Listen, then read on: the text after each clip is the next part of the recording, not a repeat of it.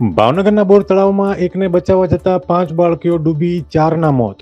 ભાવનગરથી મોટા સમાચાર સામે આવી રહ્યા છે. મળતી જાણકારી મુજબ બોર તળાવ નજીકના વિસ્તારમાં રહેતી બાળકીઓ આજે બપોરે કપડાં ધોવા અને નાહવા માટે ગઈ હતી, ત્યારે બોર તળાવમાં એક બાળકી ડૂબતા તેને બચાવવા માટે અન્ય 4 બાળકીઓ કૂદી પડી હતી, જેમાં 5 બાળકીઓના ડૂબવાની ઘટના સામે આવી છે. એક સાથે 5 બાળકીઓ ડૂબતા 4ના મોત થયા છે, જ્યારે એકનો બચાવ થવા પામ્યો છે.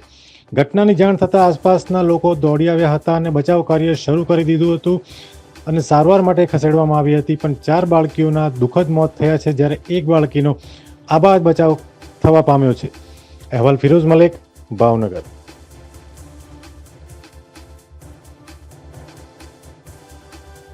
ચાર બાળકીના મોત થયા છે. આપે વિઝિટ કરી છે, શું કહેશો? આજે સવારે લગભગ 11:30 પોણા 12 વાગ્યાનો બનાવ છે. ફાયર બ્રિગેડને 12:30 કોલ મળ્યો છે લગભગ, અને તરત પહોંચીને બચાવને રાહતની ચાલુ કરેલી છે. મને એવું લાગે છે કે એક બાળકી આપણે જીવિત બહાર કાઢી શક્યા છીએ, અને બાકીના 4 બાળકીઓને અનફોર્ચ્યુનેટલી મૃત્યુ થયેલા છે. અત્યારે એની હોસ્પિટલમાં પીએમની કાર્યવાહી કરેલી છે. જે બાળકી જીવિત મળેલી છે એને અત્યારે સારવાર ચાલી રહી છે. અત્યારે અમે આવ્યા છે જુઓ, ત્યારે એક્સરે ચાલી રહ્યો છે એનો, અને જે રીતના એનું અમને ઇનિશિયલ માહિતી છે એ મુજબ એ બાળકી સલામત છે.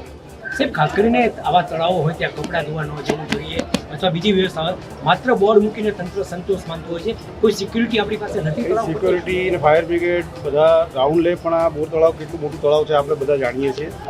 એક ઇંચની જગ્યા પર વ્યક્તિગત સપોર્ટ ત્યાં આગળ બંદોબસ્ત આપવો ઘણી વખત પોસિબલ નથી હોતો, પરંતુ રાઉન્ડ લેવામાં આવે અને આવી ભવિષ્યમાં ઘટના ન બને, આજુબાજુમાં રહીશોને સતર્ક કરવામાં આવે, એના માટેની કાર્યવાહી અપેક્ષિત પણ છે અને અમે કરીશું.